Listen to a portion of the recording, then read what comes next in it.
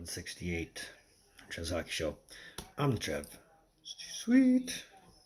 Anyway, moving on. More award nominees. I actually didn't think they were going to announce on a Sunday, but here we are. Not that I'm complaining. Not by any stretch of the imagination. But today, we got treated to the Frank J. Selke nominees. So, let's go ahead and discuss that. So if you're unfamiliar with the Frank J. Selke Trophy, it is an award given annually to the forward who best exemplifies defensive aspects of the game. So, best defensive forward for the year. And for the last 10 years, it's been pretty dominant as far as the Bruins have been concerned, more specifically Bergeron. But this year's class, it might not be so solid as one obvious pick. Let's go talk about some nominees.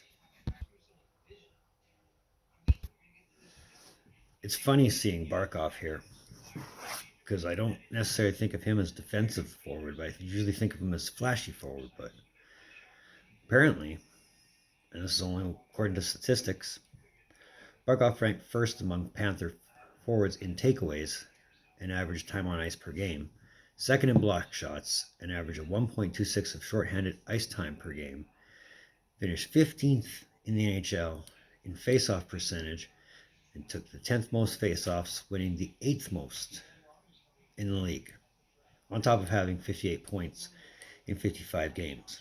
So,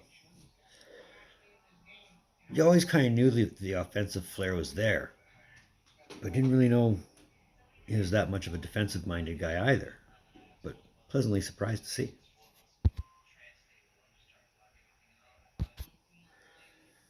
Nominated for the 10th straight year is Patrice Bergeron, trying to break the tie and win his record 5th Selke Award.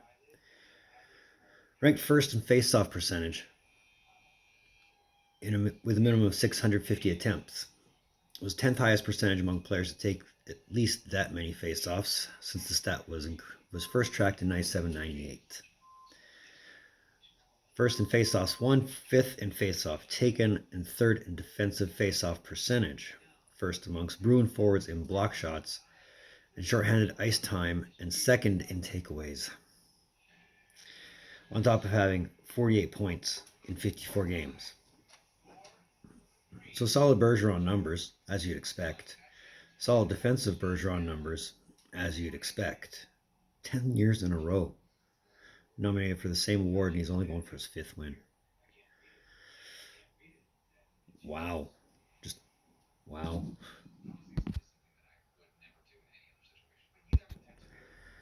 Now for Mark Stone, this is his 2nd nomination for this award. Finished runner-up in 2019. But led the NHL in takeaways for the 5th time in 7 seasons. 2nd last season. He finished amongst Golden Knights forwards in ice time per game and was 3rd in shorthanded ice time. And point total 61 points for the season in 56 games. The fact that he hasn't won this award yet, I mean, yeah, this is only his 2nd nomination, but having the stats he's had for the last couple of years, as far as defensive forward is concerned, he should have at least won it once, right? And this is what makes picking a winner so hard. Let's talk about my prediction.